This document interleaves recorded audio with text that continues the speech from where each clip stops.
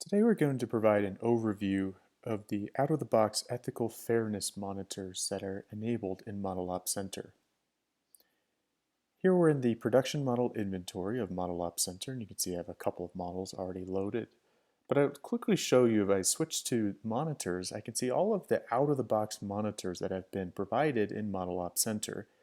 These are ones that ship with ModelOp Center. You can always add your own custom monitors, but for those enterprises that just want to get going quickly, these are a very comprehensive set of monitors to allow you to look at different volumetrics, performance monitoring, drift monitoring, stability monitoring for model risk, as well as what we'll talk about today with this, which is ethical fairness monitoring. At any time you can go into the actual monitor itself and you can understand different information about it, including all the assets that were involved, the source code, etc.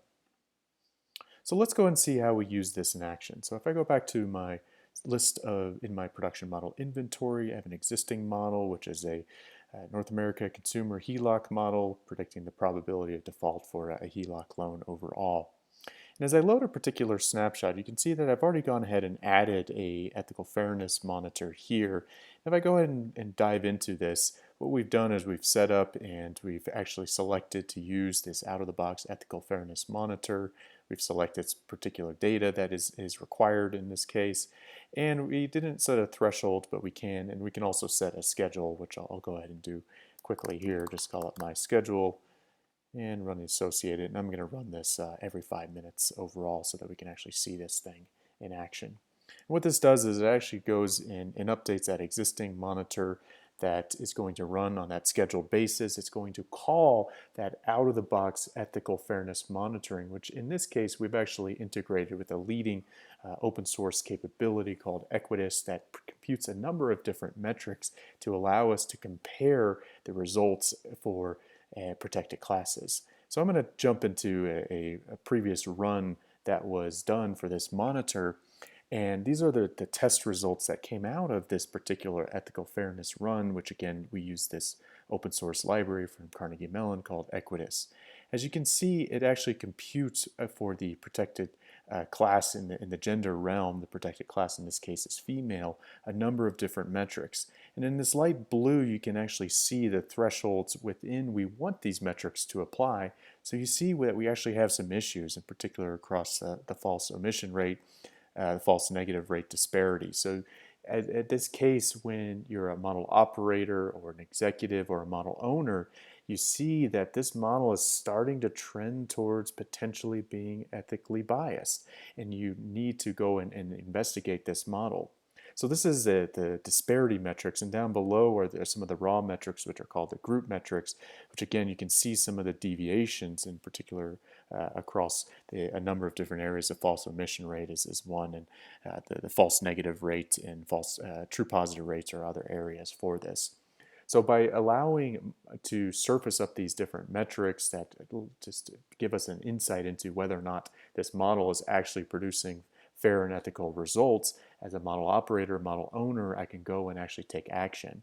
When in fact, we didn't do this in this particular case, you can actually automate the overall comparison of these different metrics, so that if I wanted to set the fact that, hey, this false omission rate disparity, I can set that up in ModelOp Center to say if this deviates beyond 1.2 as my metric, fire off an alert.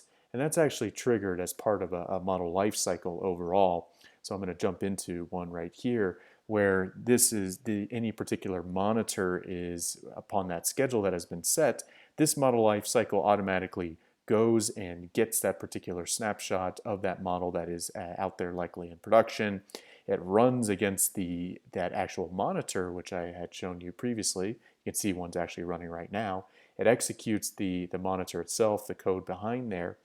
And then it also goes and then runs a comparison, as I mentioned, against any thresholds to see if that particular monitor has passed that production, using that production data overall. If it passes, then the test completes and the test results are persisted like I showed you. If it fails, you can run through a number of different actions. For this particular demo, as you can see, we kept it very simple where we simply open up a JIRA ticket for the model owner to go and take a look to see if this is actually starting to trend in a direction that needs to be corrected. All of that action we do through, in this case, through Jira, but that could be through a ServiceNow or other ticketing or model developer platform to allow the model owner, developer, IT, model risk person to actually address that and to completion within their target environment. And we actually persist how that resolution was done with the model snapshot itself. So you can see how we've actually enabled you to take some out-of-the-box monitors to be able to run a number of different metrics that allows a different stakeholders within the organization to see if this model is actually trending towards ethically biased results, but then moreover having the ability to automatically take action, and this particular process is tracked and persisted with this snapshot of the model. I hope that was a brief overview that was insightful for how you can use ethical fairness monitoring as part of your daily operations with ModelOp Center. For more information, visit modelop.com. Thank you for your time.